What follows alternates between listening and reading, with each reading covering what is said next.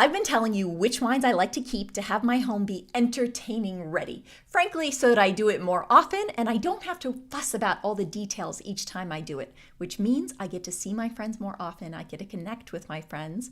So today I'm going to throw you a curveball for number 3, one that you may not have been expecting, but that you'll hopefully be thrilled by. Remember, you can find my number 1 and number 2 picks for what I keep in stock at my YouTube home base, Dini Vino, and click on the bell button so that you get notifications and you'll be the first to know when I post my videos every Thursday. Back to the third wine, I like to keep a bottle of Tawny port. It's always useful for cooking. I use it to deglaze mushrooms or use it in place of a sweet sherry, a Madeira, or a Marsala, even in a pinch in a recipe. Or the other thing you could use it for is at the end of a meal or with a cheese plate, just when you want something sweet. I'll even use it in place of dessert so that I don't have to cook dessert. Lots of people get scared when I talk about anything other than the standard wine, so let me pause for a second here and tell you that port wine is not to be feared.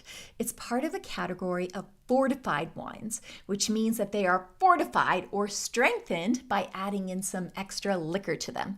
When they add that in, it actually stops the fermentation process and it keeps some of the sweetness, that sugary quality that comes from the grapes in the wine. The thing I love about Tawny ports is that they're super low maintenance. So you can open one and keep it open for months and months and months. Don't tell my wine snob friends that, but it's true. And they're pretty cheap to buy. You can buy one for like $15 to $20. Keep it on hand and you're kind of set for a very long time.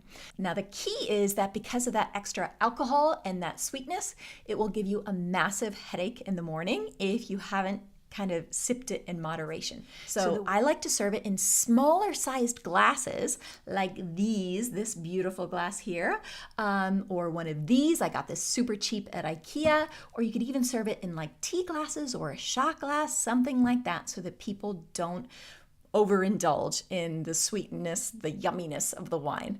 You could serve it in regular glasses. I do that all the time because I hate washing glasses and it's perfectly fine. Just remember to pour small portions.